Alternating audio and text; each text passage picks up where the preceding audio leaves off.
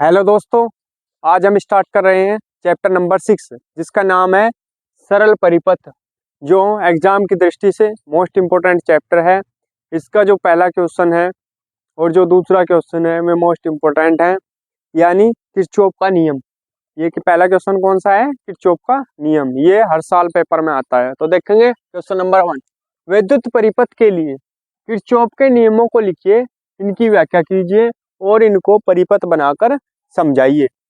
ठीक है, तो मैं जो करा रहा हूँ मैं सब क्या करा रहा हूँ, इम्पोर्टेंट है, तो आप ध्यान से देखिए क्लास। देखेंगे, लिखेंगे पहले, इसे बाद में देखेंगे चित्र को। प्रथम नियम, प्रथम नियम ब्रैकेट में लिख लेंगे संधि अथवा धारा का नियम। संधि अथवा धारा का नियम, तो लिखेंगे इसमें किसी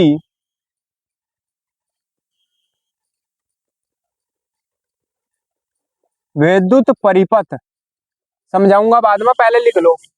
ठीक है, किसी विद्युत परिपथ में किसी भी संधि, ब्रैकेट में लिख लेंगे जोड़, पर मिलने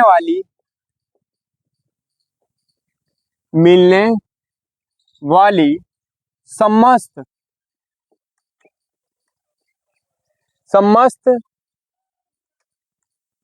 धाराओं का बीजगणितीय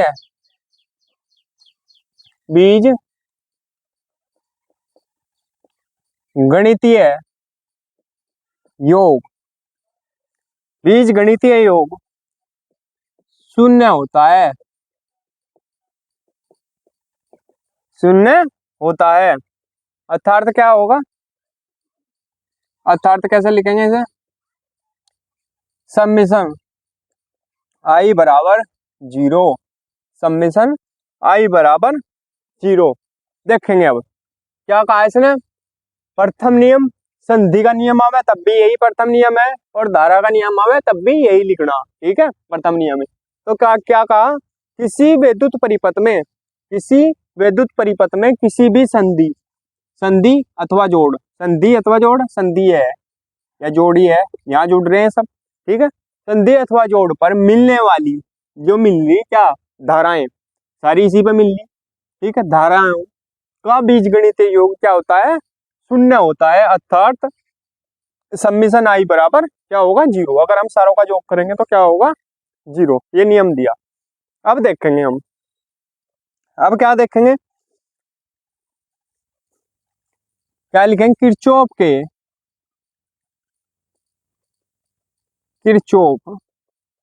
के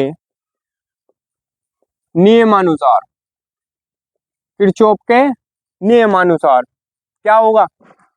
इसने कहा जो किसी विद्युत परिपथ में किसी भी संधि जोड़ पर मिलने वाली समस्त धाराओं का बीजगणितीय योग क्या होगा? 0। अब देखो, जो संधि की तरफ जा रही, ये संधि जोड़। ठीक है, ये देखो 5 जा रही, और कौन सी जा रही? और तो कोई सी नहीं जा रही, तो और भी आ रही, बाकी सब तो बाहर की तरफ जा रही। बाकी सब कहाँ जा रही? बाहर की तरफ जा रही। ये I1 भी सही ले लो तो आसानी रहेगी इसे समझने में ऐसे। ठीक है, तो हमने क्या कर लिया, ये मान लिया I1 ये आ रही संधि की तरफ, I5 है ये भी आ रही संधि की तरफ, और बाकी ये I2 I3 और I4 ये कहाँ जा रही? संधि से दूर जा रही। और जब ये संधि से दूर जा रही तो इनका मान काहे में होगा? माइनस में। ठीक है, तो लिखो, और जो संधि के पास आ रही जोड़ पे उनका मान काहे में होगा?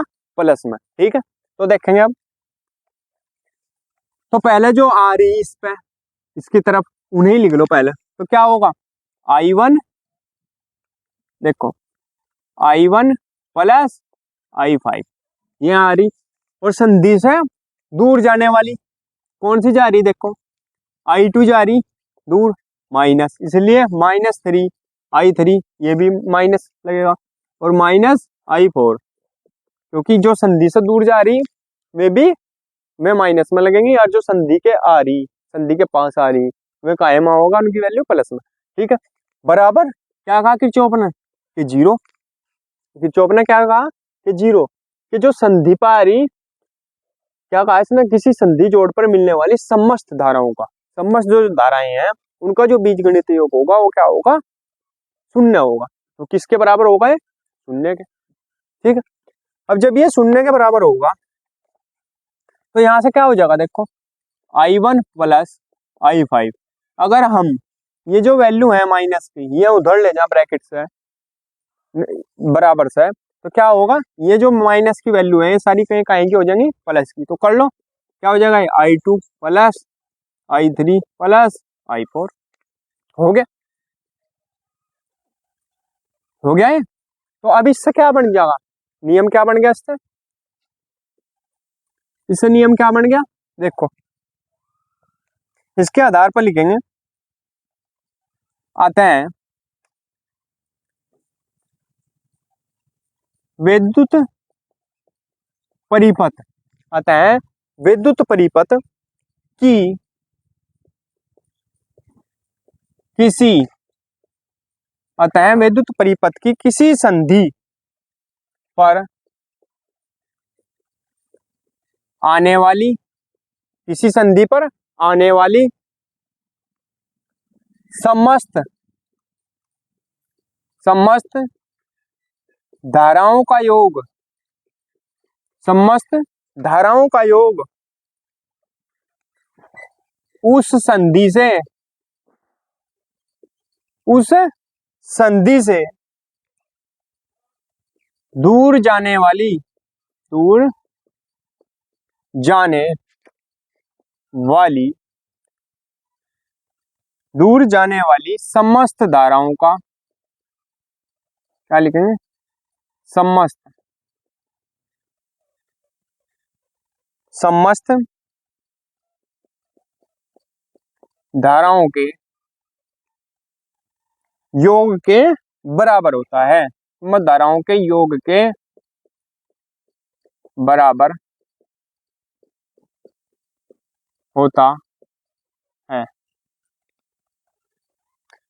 देखो क्या कहा, विद्युत परिपथ की किसी संधि पर आने वाली समस्त धाराओं का योग उस संधि से दूर जाने वाली समस्त धाराओं के योग के बराबर होता है। क्या कहा, देखो विद्युत परिपथ की किसी संधि पर आने वाली, किसी संधि पर आ रही है, इनका मान लिया I1 आ रही और I5 आ रही, ठीक है, तो क्या कहा, विद्युत परिपथ की किसी संधि पर आने वाली समस्त धाराओं का योग, जो आ रही कौन है, I1 और I5, इनका जो योग है वो उस संधि से दूर जाने वाली, उस संधि से दूर कौन सी जा रही, एक तो I2 जा रही, I3 जा रही और I4 जा रही।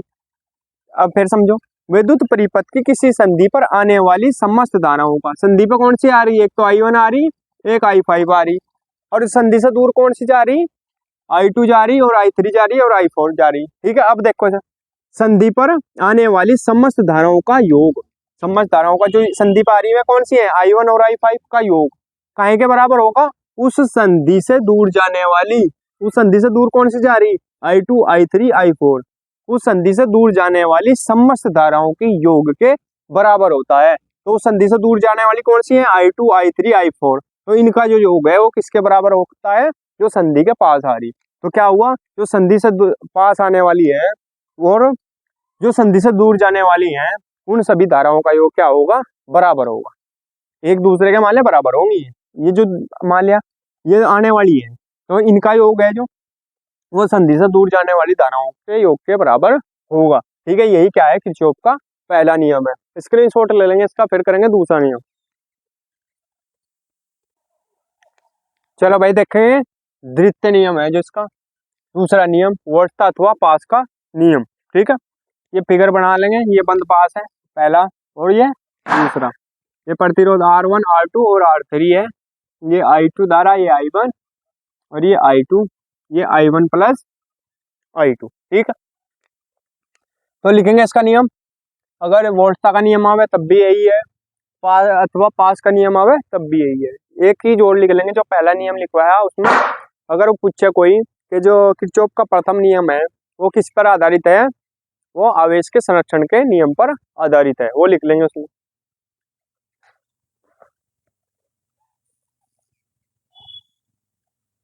अब लिखेंगे इसमें दूसरा नियम, ये किसी विद्युत परिपथ में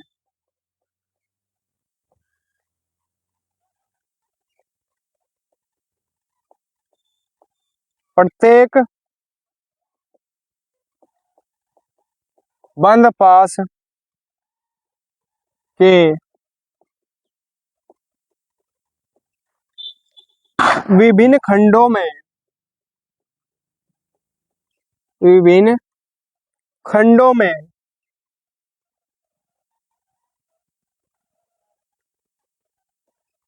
प्रवाहित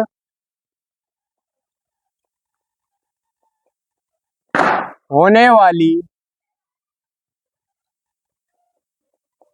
धारा एवं उनके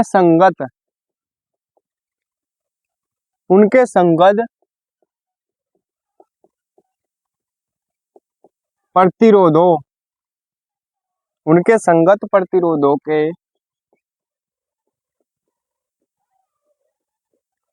गुणनफल का बीज गणितीय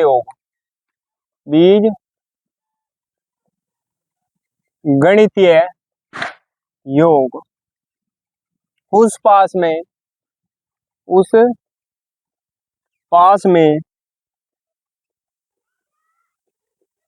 करने वाले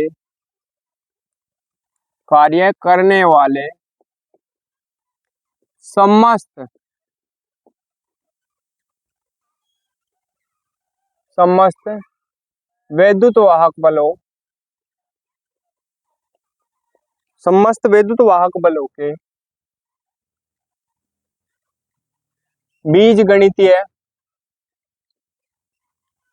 बीज गणितीय योग के बराबर होता है।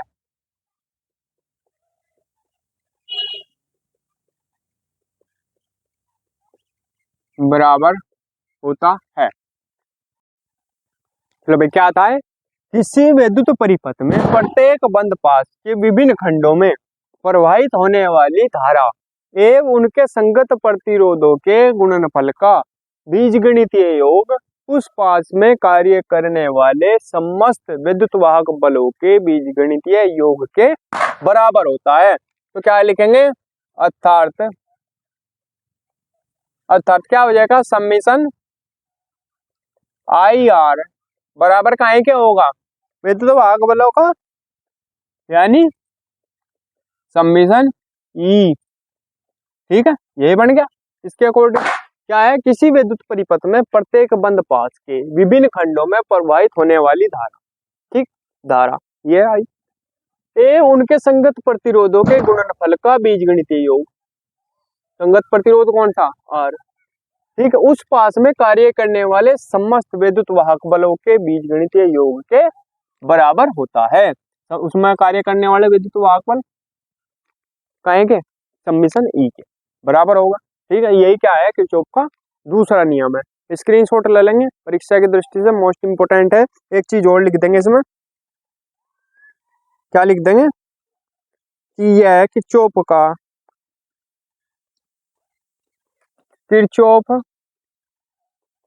का यह नियम, किरचॉफ का यह नियम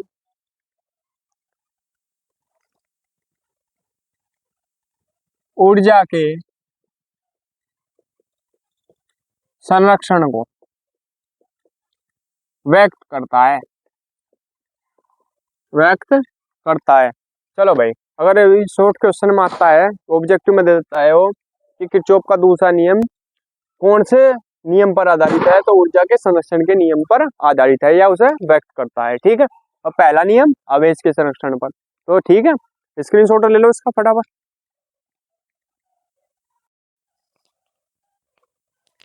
चलो दोस्तों, अब स्टार्ट करते हैं हम क्वेश्चन नंबर 2, जो ये भी मोस्ट इंपोर्टेंट क्वेश्चन है। देखेंगे क्वेश्चन नंबर 2 क्या है।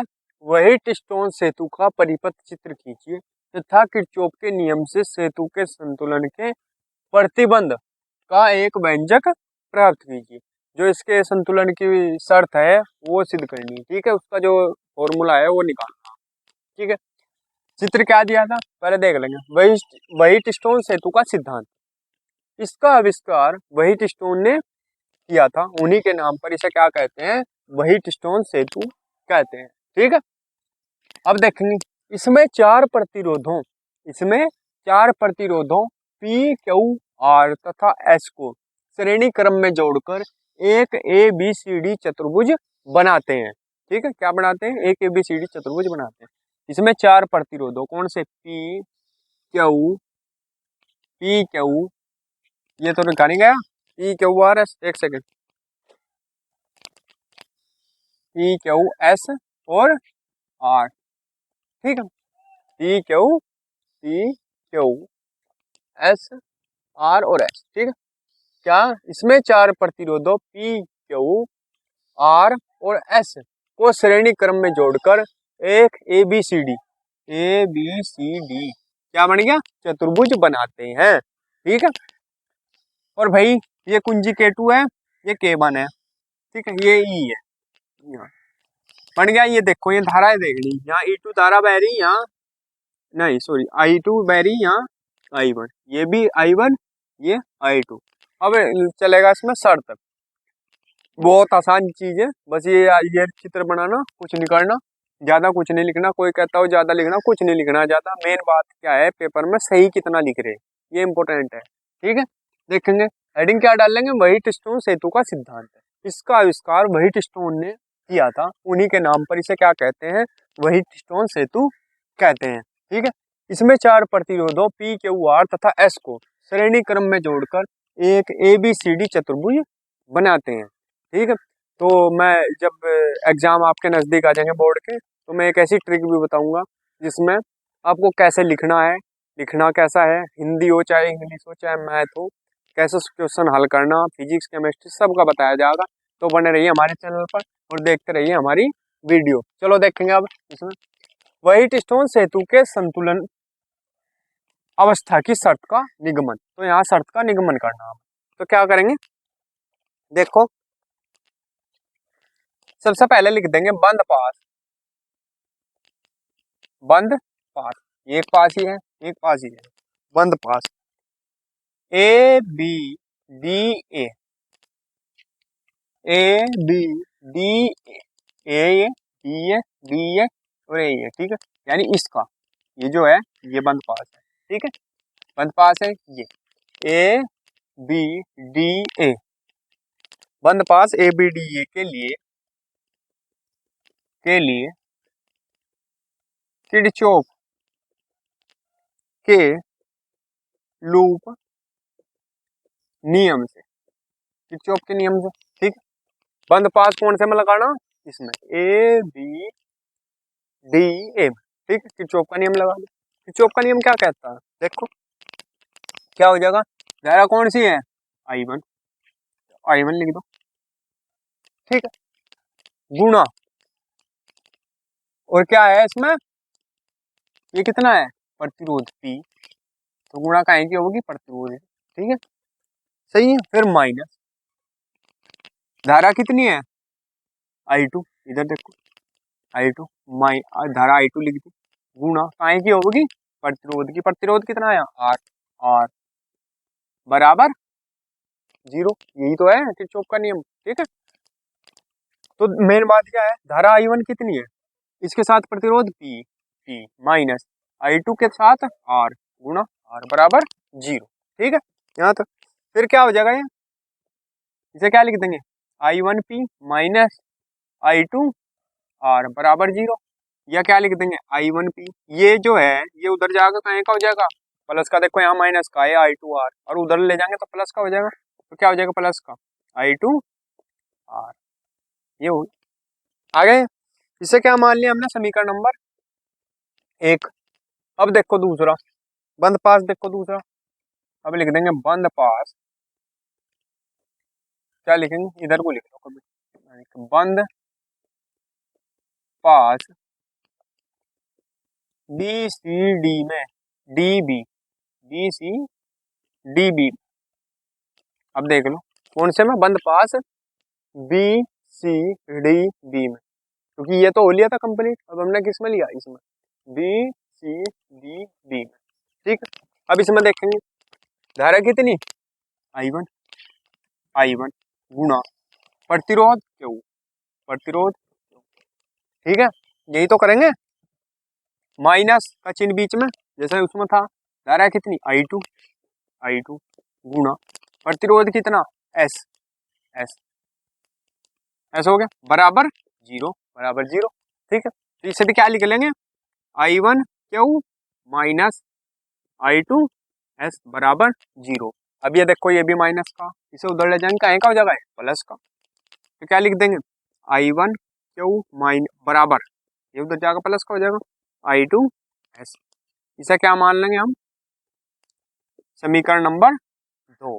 ठीक है, समीकरण नंबर 2 मान लिया। अब क्या करेंगे, अब क्या करेंगे, समीकरण 1 को 2 से भाग दे दो,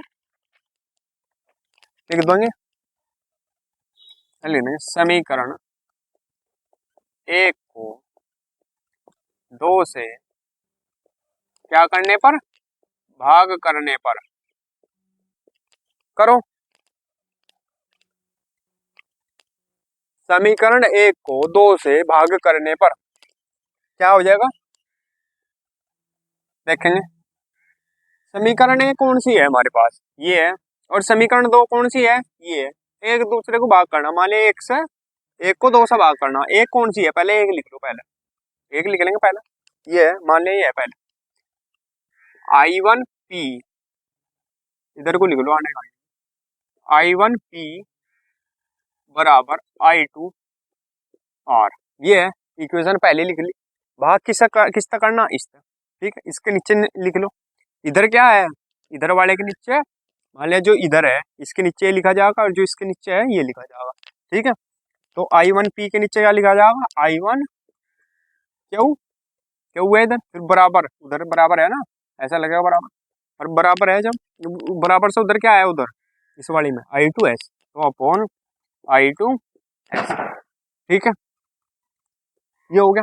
अब I2 से देखो, I2 कट गया, I1 से I1 कट गया, तो क्या आ गया, P अपॉन क्यू बराबर R अपॉन S। यही क्या है, संतुलन की शर्त, यही क्या है, यही संतुलन की शर्त है। ठीक है, तो ये हमने क्या कर दिया, प्रूव कर दिया। तो बहुत आसान क्वेश्चन है, 2 मिनट में सोल्व कर दिया हमने, तो स्क्रीनशॉट ले लो इसका, फिर आगे बढ़ते हैं।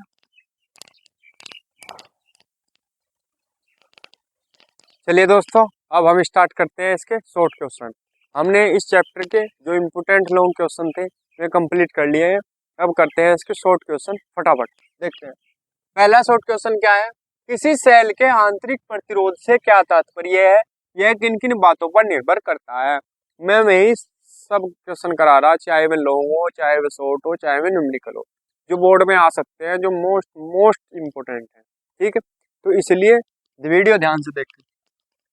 क्या है पहला, किसी सेल के आंतरिक प्रतिरोध से क्या तात्पर्य है, यह किन किन बातों पर निर्भर करता है, बोर्ड में कई बार आया हुआ है।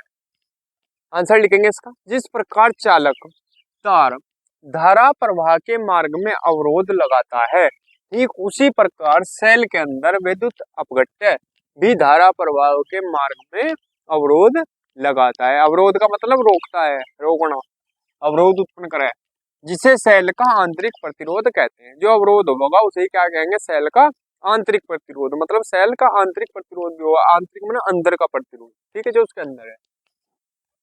ठीक है, क्योंकि वो क्या करेगा, धारा प्रवाह में रोक लगाओगा, क्योंकि उसके अंदर भी तो एक प्रतिरोध है। मान लिया देखो ये है, जिस प्रकार चालक तार धारा प्रवाह के मार्ग में अवरोध लगाता है, ठीक उसी प्रकार सेल के अंदर विद्युत अपघट्य भी धारा प्रवाह के मार्ग में अवरोध लगाता है। धारा प्रवाह को मार्ग में अवरोध लगावे, यानी इसे रोक के है धारा प्रवाह को।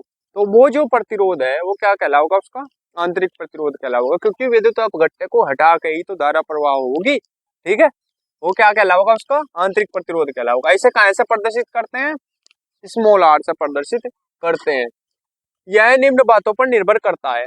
कौन कौन सी बातें हैं हमें, यह सेल की दोनों प्लेटों के बीच की दूरी के अनुक्रमानुपाती होता है। यह सेल की दोनों प्लेटों के बीच की दूरी के अनुक्रमानुपाती होता है। नंबर 2, यह घोल में घुले हुए प्लेटों के क्षेत्रफल के व्युत्क्रमानुपाती होता है। ठीक है, यह घोल में डूबे हुए प्लेटों के क्षेत्रफल के व्युत्क्रमानुपाती होता है। ठीक है, यही कहीं याद हो गया। अब अगला क्वेश्चन देखेंगे, किसी सेल के विद्युत वाहक बल से क्या तात्पर्य है। किसी सेल के विद्युत वाहक बल से क्या तात्पर्य है और टर्मिनल विभवांतर किसे कहते हैं।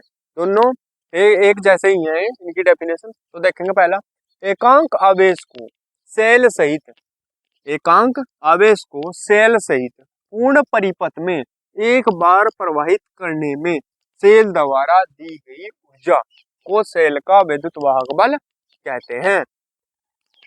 क्या एकांक आवेश को सेल सहित पूर्ण परिपथ में एक बार प्रवाहित करने में सेल द्वारा दी गई ऊर्जा को क्या कहते हैं, सेल का विद्युत वाहक बल कहते हैं। इसे ई से प्रदर्शित करते हैं। ई बराबर क्या होता है, W/Q। इसका मात्रक क्या है, इसका मात्रक भी यही है, और टर्मिनल विभवांतर है उसका मात्रक भी क्या है, जूल प्रति कूलम या वोल्ट। ठीक है, अब इसे देखेंगे, इसमें फर्क नहीं है ज्यादा। एकांक आवेश को सेल के, इसमें क्या है, टर्मिनल में याद रखना, एक टर्मिनल से दूसरे टर्मिनल में तक। ठीक है, एकांक आवेश को सेल के एक टर्मिनल से दूसरे टर्मिनल तक एक बार बाह्य परिपथ में प्रवाहित करने में सेल द्वारा दी गई ऊर्जा सेल का क्या कहलाएगी, टर्मिनल विभवांतर।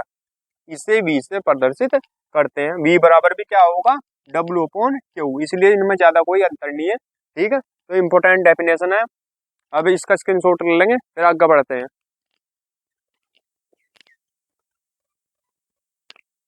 चलो भाई देखते हैं क्वेश्चन नंबर 4 क्या है, विभवमापी क्या है।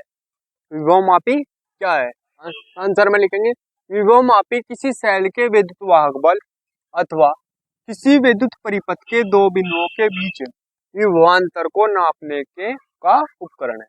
क्या है, विभवमापी किसी सेल के विद्युत वाहक बल अथवा किसी विद्युत परिपथ के दो बिंदुओं के बीच विभवांतर को नापने का उपकरण है। ठीक है, क्वेश्चन नंबर 5, विभवमापी वोल्टमीटर से क्यों श्रेष्ठ है। लिखेंगे नंबर 1, विभवमापी अनंत प्रतिरोध के आदर्श वोल्टमीटर के समतुल्य है। आदर्श का मतलब जो मतलब जो है नहीं, मानना हुआ है, मतलब ऐसा हो, मान लो मतलब 100% सही रिजल्ट देता हो, या 100 मनी समतुल्य है, तो यानी मतलब उसके आसपास है आदर्श वोल्टमीटर के। ठीक है, नंबर 2, वोल्टमीटर द्वारा विभवांतर नापने के लिए वोल्टमीटर के संकेतक का विक्षेप पड़ने में त्रुटि की संभावना बनी रहती है। वोल्टमीटर द्वारा जब विभवांतर नापते हैं तो काहे में पढ़ने में, विक्षेप पढ़ने में त्रुटि की संभावना बनी रहे। त्रुटि मतलब कमी, 100% ना आना, कमी आना उसमें। ठीक है, जबकि विभवमापी द्वारा शून्य विक्षेप की स्थिति पढ़ने में त्रुटि की संभावना नहीं होती। ठीक है, इसमें क्लियर पढ़ा जा, जबकि विभवमापी द्वारा शून्य विक्षेप की स्थिति पढ़ने में त्रुटि की संभावना नहीं होती, मतलब त्रुटि नहीं होती है इसमें। ठीक है, 100% सही आवे रिजल्ट जो भी है। विभवमापी की, अगला देखेंगे क्वेश्चन नंबर 6, विभवमापी की सुग्राहिता किस प्रकार बढ़ाई जा सकती है।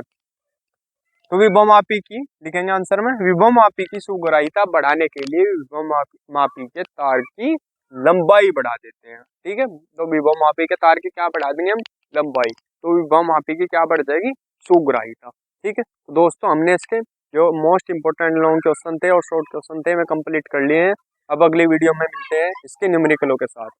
तब तक के लिए धन्यवाद। देखते रहिए हमारे चैनल को, और हमारे चैनल को ज़्यादा से ज़्यादा शेयर कीजिए और चैनल को सब्सक्राइब कीजिए। ठीक है, धन्यवाद।